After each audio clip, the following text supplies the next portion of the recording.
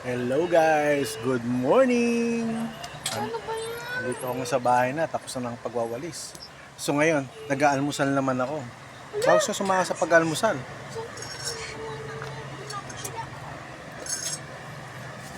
So ayun.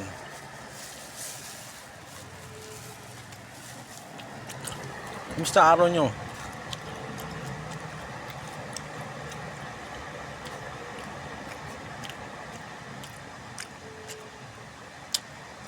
Alam mo, na-late lang ako kanina ng pagwawalis. Kasi madalas madaling araw kami, alas 4. Pero ngayon, tinanghali kami kasi wala naman ng pasok. Nulungan ko sa asawa ko everyday.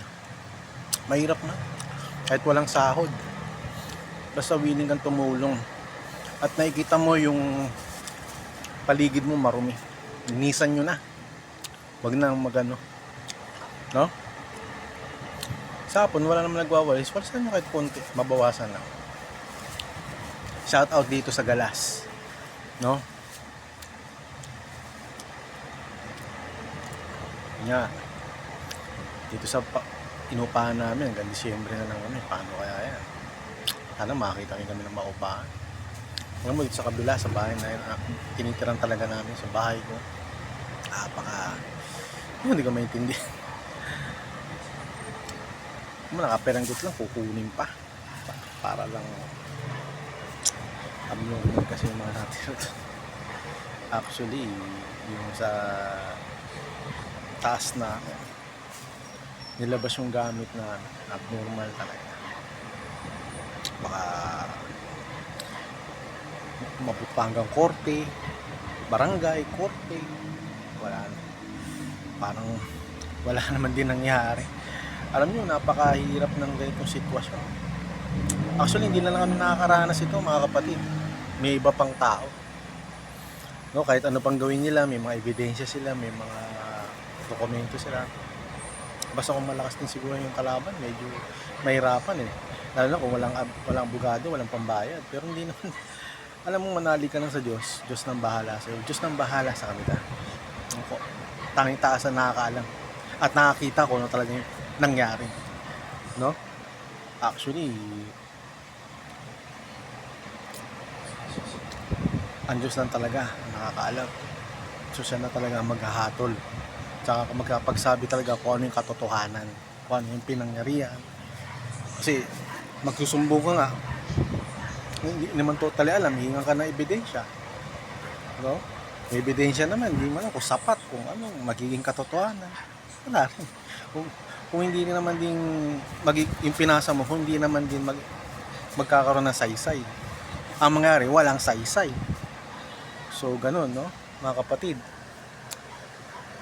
Alam nyo, eventually, magulo talaga ang mundo natin. No?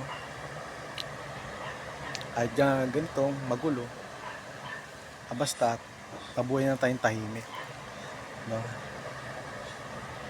Lalo na may mga pamilya tayo. At doon, gawin na lang siguro natin, magandang gawin natin is magnegosyo na lang tayo. Kung meron man ng gugulo, hayaan nyo na lang sila, huwag silang pansinin. Diyos na lang ang bahala. Yun nga, sabi nila, pa-Diyos na lang. Pero, yun, shout out dyan, no? Sa buong Galas, Quezon City, no? Especially sa mga katrabaho ko, Binondo. Anyway, yan talaga ang buhay. Sabi nga life must go on. No? Ang buhay, habang nabubuhay, maging masaya lang. No? Tawanan lang ang problema, maging responsable sa sarili, sa pamilya. Yun lang. Ganito kahirap ang buhay. Basta naka-smile ka lang, kompleto ang pamilya, masaya na. Hindi ganun kailangan ng pera. At saka isa pa, no, yung kung may tutulungan talaga tayo, yung bang sigurado yung matutulungan natin, talagang walang-wala. Tulad ng mga homeless. Katulad yung pinakita ko na isang araw. I think kahapon yata to, no?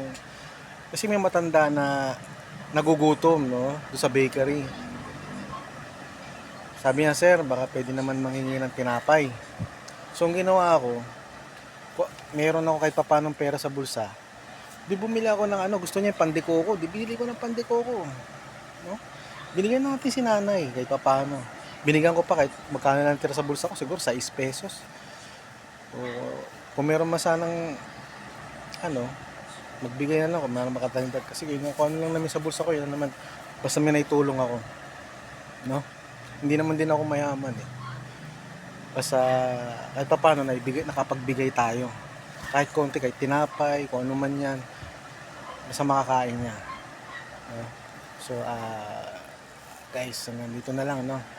Sa akin, magpapahinga muna ako dahil pagod din ako sa pag-awalis kanina. No? Simula hanggang dulo, hanggang doon, nagwalis ako. Mag-isa lang din ako, tsaka isa pa yung misis ko nasa kabila. Nagwawalis din. So, tulungan lang kami. Kahit na, ano, mahirap, kinakaya pa rin kasi ika nga, hindi naman ganun kadali. Basta nagpursige ka lang sa buhay. Tsaka huwag ka magpa-apekto sa mga sinasabi nila kung ano man, sino man. Basta ang tuunan mo ng pansin yung trabaho mo, tsaka yung pamilya mo, tsaka suporta mo sila. Namumuhay kayo ng mapayapa, maayos yun.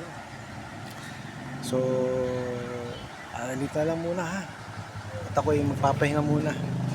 So siguro mamaya or bukas mga kapatid, mga tropa, ang isa lang masabi ko, huwag tayo mawala ng pag-asa. O nga pala, no, magboboto na next month. Alamin din natin kung sino yung karapat dapat na iboto natin. Kasi kung sa tingin nyo, no?